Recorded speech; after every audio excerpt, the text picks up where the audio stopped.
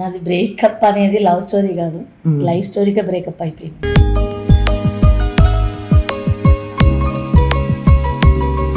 నాకు మ్యారేజ్ అయ్యేటప్పుడు నా ఏజ్ 13 years.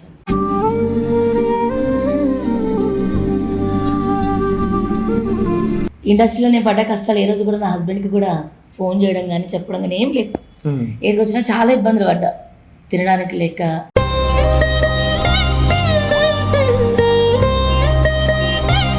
మీ ఆవిడ అక్కడ ఎందుకు ఉంటుందని చెప్పి 10 మంది చెప్పిన మాటలు తన మైండ్లో పెట్టుకొని మొత్తం నా లైఫే బ్రేక్ చేశాడు ఆయన.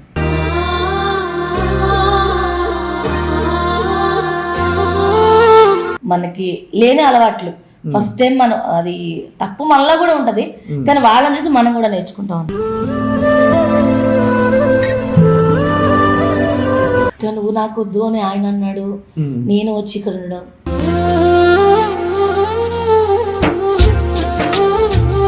తను కూడా నా దగ్గర అట్లా నటించాడు, ప్రేమించాడు అనుకున్నా కానీ తన వల్ల ఎన్ని స్ట్రగుల్స్ అనుభవించానంటే ఇంట్లో వాళ్ళ దగ్గర తలెత్తుకోలేకపోయా. బయట చుట్టాలు మాట్లాడే మాటలు, చాలా ఇబ్బందులు పడ్డా. నన్ను వేరే వేరే ఇబ్బందుల్లో నన్ను నెట్టాడు, తను సేఫ్గా వెళ్ళిపోయాడు.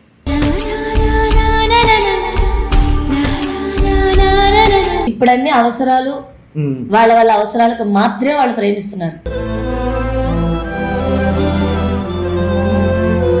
నేను కొన్ని చూసిన ఇద్దరు సిన్సియర్గా ఉన్న వాళ్ళైతే చచ్చిపోతున్నారు తప్ప ఎవరికి పెళ్ళిళ్ళు జరగట్లేదు.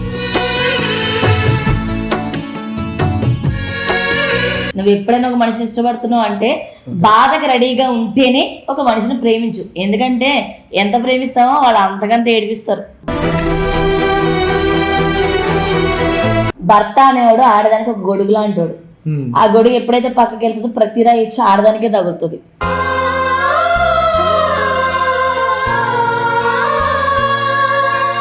అతన్నే ఇష్టపడుతున్నా తన్నే చేసుకుంటా కూడా.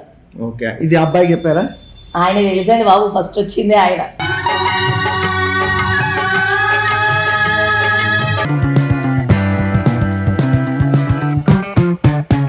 Hi friends, welcome to my channel. నేను మీ వెంకట్. ఈ రోజు వచ్చేసి మనతో పాటు అమ్ముల్ గారు ఉన్నారు. ప్రతి ఒక్కరి లైఫ్ లో ఏదో ఒక లవ్ స్టోరీ అనేది ఖచ్చితంగా ఉంటుంది. అమ్ముల్ గారి లవ్ స్టోరీ కూడా అయిందా, అసలు ఆ లవ్ స్టోరీకి ఎందుకు బ్రేకప్ అయింది, లైఫ్ లో తను ఎలాంటి స్ట్రగుల్స్ అనేది తీసుకున్నది అనే దాని గురించి మనం ఇప్పుడు ఈ రోజు తెలుసుకుందాం. నమస్తే అమ్ముల్ గారు, ఎలా ఉన్నారు? ఇప్పుడు బాగున్నారు. ఏమైంది అసలు మీ లవ్ స్టోరీ బ్రేకప్ అవ్వడానికి కారణం ఏంటి? నాది బ్రేకప్ అనేది లవ్ స్టోరీ కాదు, లైఫ్ స్టోరీకే బ్రేకప్ అయిపోయింది.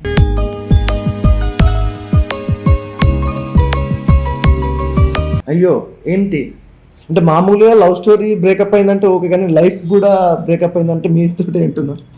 ఫస్ట్ అంటే ఏది తెలియని వయసులోనే నాకు మ్యారేజ్ అయిపోయింది, పిల్లలు, ఒక ఫ్యామిలీ అనేది వచ్చేసింది. ఓకే. నెక్స్ట్ ఈ సినిమా మీద ఇంట్రెస్ట్ ఎప్పుడైతే నేను ఇటు వచ్చానో ఇక నా లైఫే బ్రేకప్ అయిపోయింది. అంటే ఎందుకు, ఏ వయసులో మీకు మ్యారేజ్ అయింది? నాకు మ్యారేజ్ అయ్యేటప్పుడు నా ఏజ్ 13 years.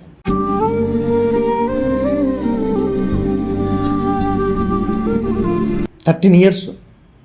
ఓకే, 13 years లో మీకు 13 years లో మ్యారేజ్ అయిపోయింది. తర్వాత 2 పిల్లలు, ఇంకా లైఫ్ ఇంకా అక్కడితో అయిపోయింది. కొంచెం మా హస్బెండ్ జాబ్ చేస్తారు, మాదంతా కంబైన్ ఫ్యామిలీ, జాయింట్ ఫ్యామిలీ. కానీ నేను బయటకు వెళ్ళడం, వర్క్ చేసుకోవడం, రావడం ఎప్పుడు రొటీన్ లైఫ్ అయిపోతుంది. సో నాకు ఫస్ట్ నుంచి మూవీస్ అన్న, యాక్టింగ్ అన్న చాలా ఇంట్రెస్ట్ ఉందన్నమాట, చిన్నప్పటి నుండి కూడా. అలా మా ఊర్లో ఒక షూటింగ్లో ఒక 2 రావడము, ఒక 2 మూవీస్ జరగడము, అందులో నేను యాక్ట్ చేయడం వల్ల నాకు అది ఇంట్రెస్ట్ వచ్చి నేను మా హస్బెండ్ ఒప్పించుకొని ఇక్కడికి వచ్చాను. ఇక్కడికి వచ్చినాక ఇండస్ట్రీలో నేను పడ్డ కష్టాలు ఏ రోజు కూడా నా హస్బెండ్కి కూడా ఫోన్ చేయడం కానీ చెప్పడం కానీ ఏం లేదు. ఏడికి వచ్చినా చాలా ఇబ్బందులు పడ్డా, తినడానికి లేక.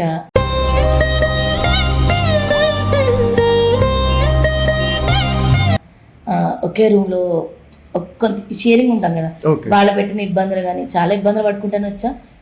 తర్వాత కొన్ని కారణాల వల్ల, ఇండస్ట్రీ అంటేనే బయట వచ్చే టాక్ వేరేది ఉంటుంది కదా, అక్కడ కమిట్మెంట్స్ ఉంటాయి, ఇవి ఉంటాయి, అవి ఉంటాయి. మీ ఆవిడ అక్కడ ఎందుకు ఉంటుందని చెప్పి 10 మంది చెప్పిన మాటలు తన మైండ్లో పెట్టుకొని మొత్తం నా లైఫే బ్రేక్ చేశాడు ఆయన.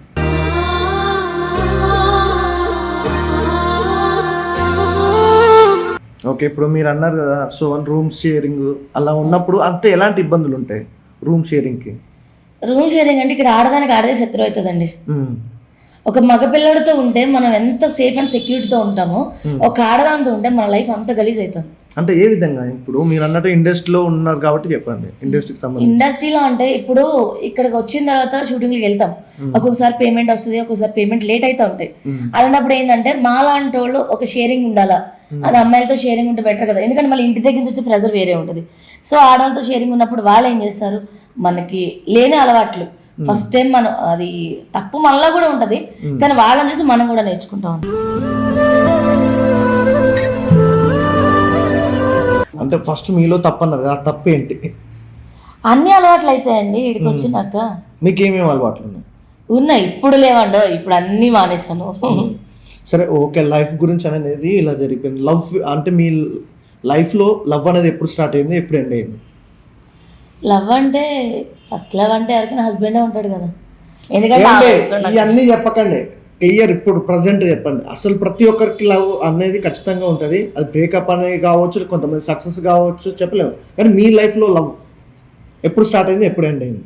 నా లైఫ్లో లవ్ అనేది అంటే పెద్దగా ఏం లేదండి.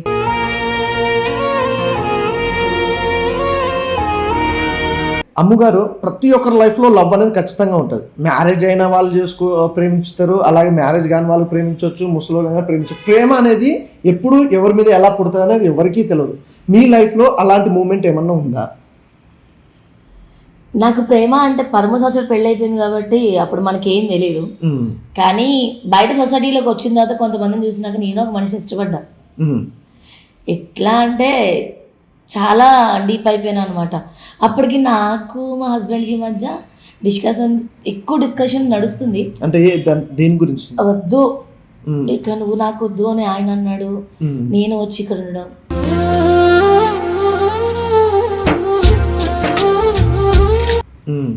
చేసే టైంలో ఒక అతన్ని ఇష్టపడ్డా, చాలా సిన్సియర్గా ఇష్టపడ్డా. అది ఎట్లా అంటే మొత్తం ఇంకా నా దగ్గర ఉన్న బంగారం కానీ డబ్బు కానీ ఇంకా ఏది తెచ్చినా కూడా వాళ్ళ ఇంట్లో ఉంటే తను నేనే చూసేదాన్ని, నేను మొత్తం తన మెయింటెనెన్స్, తనతో పాటు తన ఫ్రెండ్ కూడా ఉండేటోడు, వాళ్ళని కూడా నేనే చూసేదాన్ని. మెయింటెనెన్స్ మొత్తం అంతా నేనే పెట్టుకున్నా. నా దగ్గర ఉన్న గోల్డ్తో సహా తనకి ఇచ్చాను. తర్వాత ఏమైంది ఇంకా అంతా తనే అనుకున్నా, తనతోనే లైఫ్ అనుకున్నా. తను కూడా నా దగ్గర అట్లనే నటించాడు, ప్రేమించాడు అనుకున్నా కానీ నటించాడని తెలిసింది. నా జీవితం మొత్తం తన వల్ల ఎన్ని స్ట్రగుల్స్ అనుభవించానంటే మా ఇంట్లో వాళ్ళ దగ్గర కూడా తలెత్తుకోలేకపోయా. నేను ఇంట్లో వాళ్ళ దగ్గర తలెత్తుకోలేకపోయా. బయట చుట్టాలు మాట్లాడే మాటలు చాలా ఇబ్బందులు పడ్డా. తనైనా ఉంటాడేమో లైఫ్లో అనుకున్నా కానీ తను కూడా ఈరోజు వరకు నా దగ్గర ఉన్నది కేవలం నా డబ్బు కోసం. నాతో తనకు ఒక ఆడది కావాలి కదా, అందుకని ఉన్నాడు. తన అవసరం తీర్చుకున్నాడు, నన్ను వేరే వేరే ఇబ్బందుల్లో నన్ను నెట్టాడు, తను సేఫ్గా వెళ్ళిపోయాడు.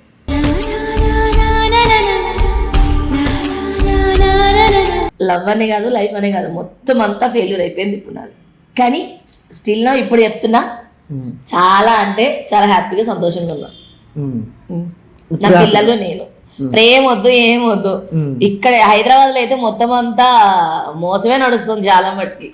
సరే, ఇప్పుడు చాలా మంది అమ్మాయిలు కానీ అబ్బాయిలు కానీ ప్రేమ అనేది ఒక సెంటిమెంట్ అనేది కాదు కానీ అది ఒక ఎమోషనల్.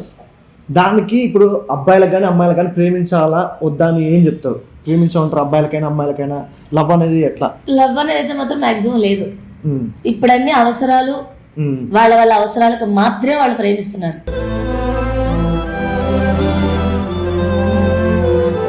అది ఆడది కావచ్చు, మగాడు కావచ్చు. ఆడది సిన్సియర్గా ఉంటే మగాడు సిన్సియర్గా ఉండడు. ఆడదాని దగ్గర డబ్బు ఉందనుకో, మగాడు అదిలాగా నీకు మాత్రం ఆడదాన్ని వినిపిస్తున్నాడు.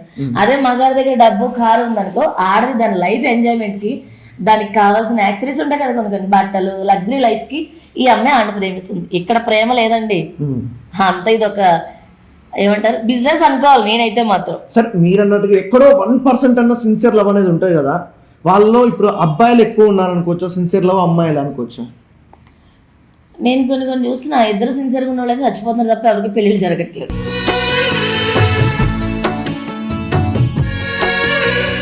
వీళ్ళిద్దరికి విలన్ ఎవరంటే వాళ్ళ పేరెంట్స్. క్యాస్ట్. ఎందుకు వచ్చిన క్యాస్ట్ అండి? ఇష్టపడినోడితో ఉండే లైఫ్ వేరేది ఉంటుంది. ఇప్పుడు అమ్మ నాన్న చేసే లైఫ్ ఉంటుంది. ఆ భర్త ఎంతవరకు ఏంటంటే ఆడితో ఉన్నామంటే ఉన్నావు అంతవరకే, కానీ నీకు ఒక ఇష్టం ఉండదు, నీకంటే ఒక సంతోషం ఉండదు. అలా అని ఎక్కడో ఉన్నారు కొంతమంది వాళ్ళు కూడా, అంటే తల్లిదండ్రులు చూసిన సంబంధాలు కూడా వీళ్ళు ఏంటంటే కొంతమంది ఒకరికొకరు అండర్స్టాండింగ్ చేసుకొని మంచిగా ఉండేటోళ్ళు ఉన్నారు. కానీ మనం చేసే చిన్న చిన్న ఈ పిచ్చి పనులకి ఏంటంటే ఎవడైతే ఆడవుతాడని చెప్పి తీసుకొచ్చి వీళ్ళు పెళ్లి చేస్తారు, వాళ్ళ జీవితం నాశనం అవుతాయి.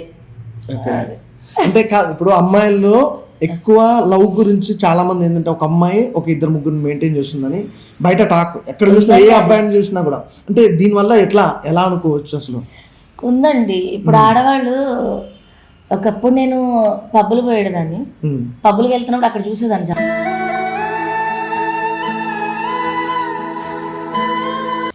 నేను పబ్బు పోయినప్పుడు అక్కడ చాలా మంది అమ్మాయిలు చూసేదాన్ని. అక్కడ ఎలా ఉంటారంటే ఈ వారం ఒక మనిషితో వస్తే వచ్చే వారం ఇంకొకరితో వస్తున్నారు వాళ్ళు. అలా వాళ్ళని చూసేదాన్ని. నెక్స్ట్ పోనీ అమ్మాయిలు అలా ఉన్నారంటే మీలాంటి అబ్బాయి కూడా అంతే, వారానికి ఒక దాన్ని తీసుకుని వస్తారా పబ్బులకి. అదేందో అర్థం కాదు, వాళ్ళ ఫ్రెండ్సో తెలీదు, లవర్సో తెలీదు, రిలేషనో తెలీదు. వాళ్ళందరిని చూసి నాకు పిచ్చలేసేది. అంటే మీకు బాయ్ ఫ్రెండ్ లేడనా అండి? నేను ఎప్పుడు పబ్కి ఒక్కదాన్ని వెళ్తానండి. ఎవరు బాయ్ ఫ్రెండ్స్ అలాంటి వాళ్ళు ఎవరిని పెట్టుకోను. ఎందుకంటే మీకు ఇందాక చెప్పినా కదండి. అంటే ఇప్పుడు పబ్ కల్చర్ అనేది ఎలా ఉంటుంది అంటే ఓన్లీ అమ్మాయిలు అబ్బాయిలు, నా ఆంటీలు అంకుల్స్ అట్లా ముసలాళ్ళు కూడా వస్తున్నారండి. నా దరిద్రం అది, అందుకే పబ్కి వెళ్ళడం కూడా మానేసాను నేను. ఇప్పుడు అయితే లైఫ్ డిస్టర్బ్ అయింది, లవ్ కూడా డిస్టర్బ్ అయింది. ఇప్పుడు ఇంత హ్యాపీగా ఉండడానికి రీజన్ ఏంటి? ప్రజెంట్ హ్యాపీగా ఉండడానికంటే డిస్టర్బ్ అయిందని మీరు అంటున్నారు, కానీ ఒక మనిషిని ప్రేమించామనుకో అది ఎంత హ్యాపీనెస్ ఇస్తుందో అంతే బాధను కూడా ఇస్తుంది. నువ్వు ఎప్పుడైనా ఒక మనిషిని ఇష్టపడుతున్నావు అంటే బాధకు రెడీగా ఉంటేనే ఒక మనిషిని ప్రేమించు. ఎందుకంటే ఎంత ప్రేమిస్తామో వాళ్ళు అంతకంత ఏడిపిస్తారు. ఏమండి, లవ్ గురించి ఒక క్లారిటీ అయితే ఇచ్చారు. అలాగే ఇప్పుడు సింగిల్ గా ఉన్నారు. ఇప్పుడు సింగిల్ లైఫ్ ఇష్టపడుతుర్రా, లేదంటే మీ భర్తతో ఉన్నప్పుడు అప్పుడు హ్యాపీగా అనిపించిందా? ఇప్పుడు సింగిల్ లైఫ్ అనేది హ్యాపీగా ఉంటుంది? ఇప్పుడు మీకు నిజం చెప్పాలంటే ఒక ఆడదానికి భర్త అనేటువంటి చాలా ఇంపార్టెంట్ అండి. అది ఎలా అంటే ఒక ఆడది సింగిల్ గా బయట ఉన్నప్పుడు, ఇలాంటి సొసైటీలో ఉన్నప్పుడు ఎలా ఉంటుందంటే 10 మంది 10 రాళ్ళు వేస్తారు. భర్త అనేవాడు ఆడదానికి ఒక గొడుగు లాంటాడు. ఆ గొడుగు ఎప్పుడైతే పక్కకి వెళ్తుందో ప్రతి రాయి ఇచ్చి ఆడదానికే తగులుతుంది.